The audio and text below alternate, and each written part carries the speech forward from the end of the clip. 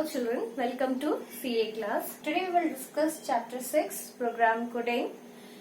I was to tell you about the algorithm of the collection game.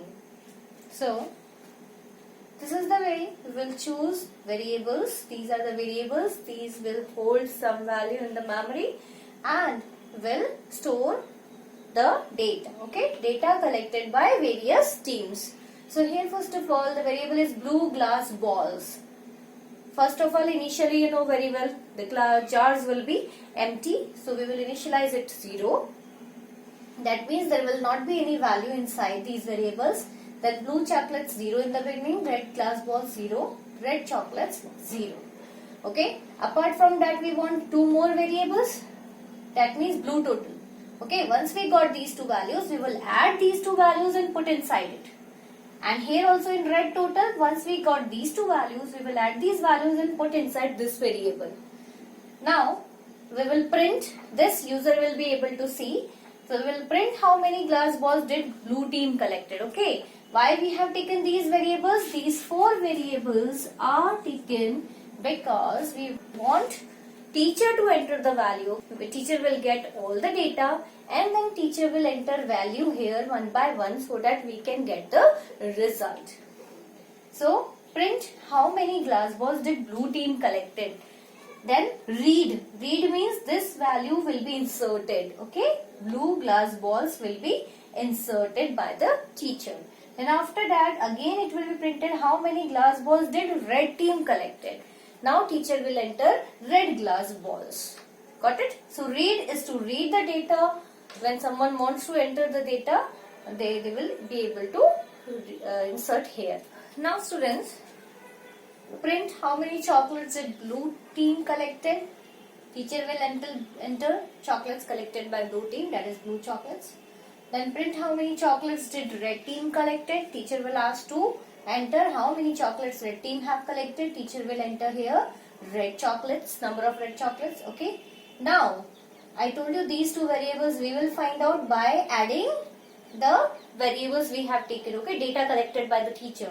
So, blue total is the blue glass balls values which are entered by teacher will be added here. So, blue glass balls plus blue chocolates will be added and blue total will be having the total of these two values. Then red total will have red glass balls plus red chocolates. Okay, addition will be saved in red total. Okay, now we got two more values, blue total and the red total. Now we have to compare blue total and the red total to find out the winner. Okay, so it's very simple situation. If blue total is greater than red total, obviously blue team is the winner. If blue total is less than red total, that means red team is a winner.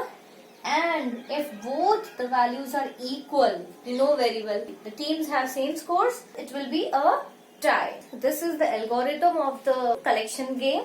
And see, it is written in simple English like a language. Anyone can write it. You can write it in your own language. It is not necessary that you are writing it exactly same. Okay, it's a simple English like sentence, so you can write according to your choice. It is not a Java program, but using this, you can write Java program. Now students, just now I told you that using the algorithm of the game, you can write Java program for the game as we are about to study Java programming language in this chapter. Okay, so writing a program in a programming language, syntax, okay? Programming language have some syntaxes. Like if we consider Java program also have some rules and regulations that we have to follow. Okay, like if we are writing Java program, we cannot use C, C++ syntaxes or Python syntax in it.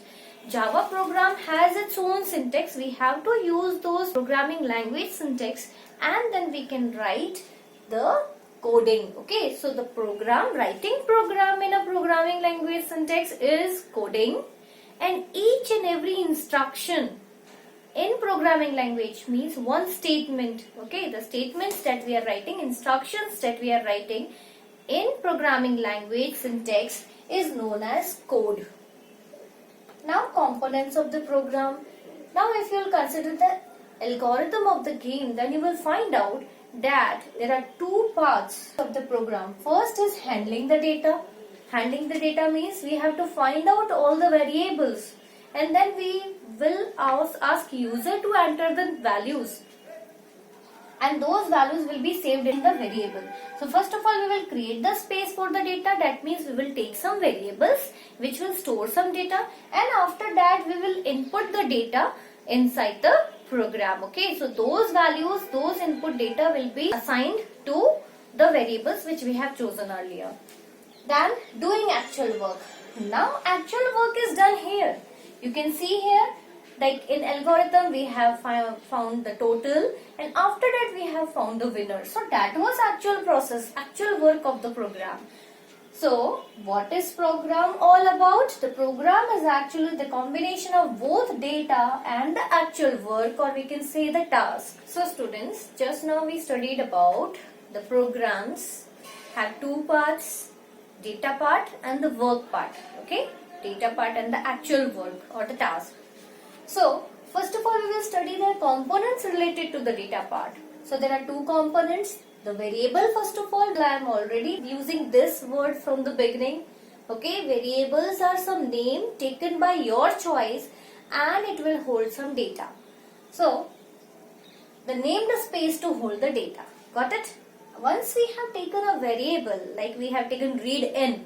So n will be a variable and it will be holding a space in the memory, and then we can assign actual data to the variable. This value we will assign to the variable. Like if I am writing read n and n is equal to 10. So 10 is the literal and n is the variable. If I am writing n equals to 10, that means n is the variable and 10 is the literal, and it is numeric literal. Okay, because n, if we are taking int is a data type, means we are going to take an integer, then int n will be the variable of your choice. In place of n you can write some name also. Like if I take example of the game, we will write int red glass balls. Okay, int red glass balls.